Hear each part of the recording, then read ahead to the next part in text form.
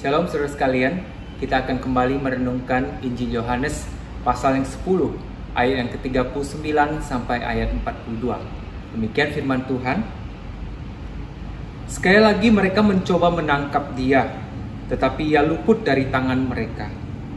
Kemudian Yesus pergi lagi ke seberang Yordan, ke tempat Yohanes membaptis dahulu. Lalu ia tinggal di situ.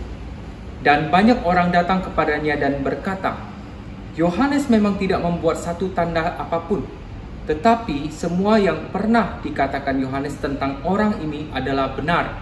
Ayat 42, dan banyak orang di situ percaya kepadanya. Saudara sekalian, sungguh heran melihat bagaimana Allah bekerja membawa jiwa-jiwa kepadanya. Yesus sudah dengan penuh kuasa dan tak terbantahkan menyatakan dirinya sebagai Mesias yang diutus Bapa, tetapi ditolak dan bahkan hendak ditangkap oleh para pemimpin orang Yahudi.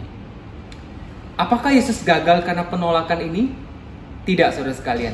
Sebaliknya, di luar Yerusalem, tepatnya di seberang Yordan, tempat Yohanes Pembaptis dahulu memberitakan Injil dan membaptis, di situ banyak orang justru datang dan percaya kepadanya. Siapakah orang-orang ini, saudara sekalian? Ada tafsiran mengatakan mereka adalah orang-orang yang dahulu pernah mendengar pemberitaan tentang Mesias dari Yohanes Pembaptis. Setelah sekian waktu berlalu, kini mereka melihat sendiri, bertemu dengan Sang Mesias itu, di tempat yang sama di mana mereka dulu pernah mendengar kisahnya dari mulut Yohanes Pembaptis. Mereka menyaksikan apa yang diberitakan Yohanes tentang Mesias itu benar adanya, dan mereka pun percaya. Saudara, kita tidak tahu bagaimana Allah menaklukkan hati manusia pada berita Injilnya. Terkadang penolakan atau apa yang tampak seperti kegagalan bisa mengecilkan hati kita. Namun kita harus percaya pada kuasa Allah dan terus berjalan mengerjakan misi yang diberikannya. Yesus yang ditolak di Yerusalem, dia pergi ke tempat lain dan tinggal di sana, melayani di sana. Dan di sana dia memenangkan jiwa-jiwa yang dahulu telah mendengar tentang dia melalui mulut Yohanes Pembaptis. Nah, oleh karena itu, ketika pelayanan kita ditolak ataupun nampak tidak membuahkan hasil, jangan pernah menyerah, jangan tawar hati. Melalui kisah ini kita diingatkan bahwa tidak ada benih Injil yang sia-sia. Walaupun waktu telah berlalu bertahun-tahun, pemberitaan Yohanes tentang Mesias tidak kadaluarsa.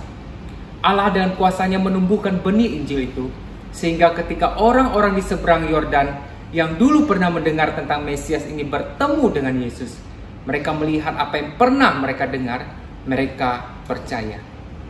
Saudara, setiap kali baptisan, gereja akan menerbitkan kesaksian-kesaksian para peserta baptis. Jika saudara membaca, saudara akan melihat bagaimana Allah bekerja melalui pelayanan-pelayanan yang gereja kerjakan, seperti di sekolah, di pos-pos PI, di pelayanan perkabungan, dan lain-lain, di mana orang-orang menyatakan iman dan memberi diri dibaptis ini. Sebagian mereka mengaku mendengar Injil dan mengenal Tuhan melalui sekolah Immanuel, melalui ibadah perkabungan, atau diajak teman atau famili ke acara-acara gereja, dan lain-lain. Ini menunjukkan bagaimana pelayanan yang kita kerjakan tidak sia-sia. Mungkin kita tidak langsung melihat hasilnya, tetapi Allah bekerja dengan heran menumbuhkan benih Injil itu dalam hati mereka. Sampai pada waktunya mereka akan datang dan percaya. Segala kemuliaan bagi Allah. Amin. Sungguh tiada